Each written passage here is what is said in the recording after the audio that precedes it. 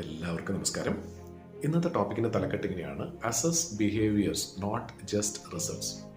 നമ്മുടെ ടീമിലെ ഒരാൾ ഇപ്പം നല്ലൊരു റിസൾട്ട് കൊണ്ടുവന്നു എന്ന് വിചാരിക്കുക. സ്വാഭാവികമായിട്ട് നമ്മൾ എന്തായിരിക്കും ചെയ്യുന്നത്? അയാളുടെ അടുത്ത് ചെന്നിട്ട് തോളത്ത് തട്ടിയിട്ട് നല്ല ജോലിയാണ് ചെയ്തത്, കൊള്ളാം, ഇതേപോലെ തുടർന്നും ഇനിയും ചെയ്യണം എന്ന് പറഞ്ഞ് പ്രശംസിച്ച് മറ്റുള്ളവരോട് നമ്മൾ അയാളെക്കുറിച്ച് പുകഴ്ത്തി പറയുന്നു. പക്ഷേ അയാൾ ഏത് രീതിയിലാണ് നേടിയെടുത്തത് എന്നുള്ളത് വളരെ പ്രധാനപ്പെട്ട കാര്യമാണ്. പ്രത്യേകിച്ചും അയാളുടെ എന്ത് സ്വഭാവ ഗുണം കൊണ്ടിട്ടാണ് അയാൾക്ക് റിസൾട്ട് കിട്ടിയത്.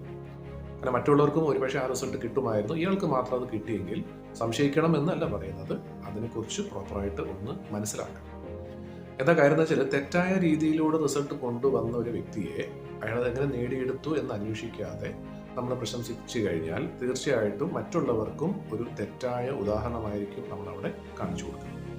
അപ്പോൾ ഇത് കണ്ടുപിടിക്കാനും ഇതിനെ പ്രോപ്പറായിട്ട് അസസ് ചെയ്യാനും വേണ്ടിയിട്ട് 2 പോയിന്റ്സ് ആണ് ഇവിടെ പറയുന്നത്. ആദ്യത്തെ ഒരു പോയിന്റ് എന്ന് പറഞ്ഞാൽ, give rating, different ratings four behaviour and result. നമ്മൾ ഒരാളെ റേറ്റ് ചെയ്യുന്ന സമയത്ത് അയാളുടെ സ്വഭാവവും അതേപോലെ റിസൾട്ടും രണ്ടും 2 രീതിയിൽ വേണം കണക്കിലെടുത്ത് റേറ്റിംഗ് കൊടുക്കാനായിട്ട്. അപ്പം സ്വഭാവം വളരെ മോശമാണ് പക്ഷെ റിസൾട്ട് നല്ലതാണ് എന്നതുകൊണ്ട് മാത്രം അയാൾ നല്ല ഒരു വ്യക്തി ആവുന്നില്ല. സ്വഭാവവും റിസൾട്ടും നല്ലതാണെങ്കിൽ തീർച്ചയായിട്ടും അതൊരു പോസിറ്റീവായിട്ടുള്ളൊരു കാര്യമാണ്. അപ്പോൾ ഈ കാര്യത്തെക്കുറിച്ച് നമ്മൾ തീർച്ചയായിട്ടും നല്ല രീതിയിൽ പ്രോപ്പറായിട്ട് അസസ് ചെയ്ത് തന്നെ, രണ്ടും വ്യത്യസ്തമായിട്ടുള്ള രീതിയിൽ തന്നെ കണ്ട് നമ്മളതിനെ അസസ് ചെയ്യണം എന്നുള്ളതാണ്.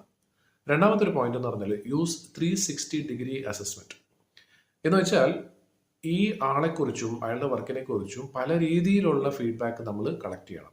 നമ്മൾ ഇച്ചിരി മെനക്കെട്ടാലേ പറ്റും ഒരു മാനേജർ എന്നുള്ള രീതിയിൽ. അത് മാത്രമല്ല, ഇയാൾ ചെയ്ത കാര്യം മറ്റുള്ളവരെ എങ്ങനെ ഇമ്പാക്ട് ചെയ്തു എന്നുള്ളതിനെ കുറിച്ചും നമുക്കൊരു ഐഡിയ വേണം. കാരണം പലരെയും ദ്രോഹിച്ചുകൊണ്ടാണ് അയാളുടെ സ്വാർത്ഥ താല്പര്യം കൊണ്ട് ആ റിസൾട്ട് നേടിയെടുത്തതെങ്കിൽ അത് ഒരിക്കലും നല്ലൊരു ഉദാഹരണമേ അല്ല. അങ്ങനെ ഒരാളെ തീർച്ചയായിട്ടും നമ്മൾ മുന്നിലേക്ക് കൊണ്ടുവരേണ്ടതുമല്ല. അപ്പം ആ വ്യക്തിക്ക് നല്ലൊരു സ്വഭാവം, എന്തെങ്കിലും ഒരു ഗുണമുണ്ടെങ്കിൽ അതിനെ കണ്ടെത്തി അത് ഒരു എക്സാമ്പിളായിട്ട് മറ്റുള്ളവർക്കും കാണിച്ചു കൊടുക്കുക, അല്ലെങ്കിൽ അവരിലും അത് കൊണ്ടുവരുത്താനായിട്ട് ശ്രമിക്കുക. കാരണം ഒരാൾക്ക് ആ ഒരു സ്വഭാവത്തിൽ മാറ്റം വന്നുകൊണ്ട് നല്ല റിസൾട്ട് വന്നുവെങ്കിൽ മറ്റുള്ളവരും നല്ല മനുഷ്യരായിട്ട് ജീവിക്കുകയും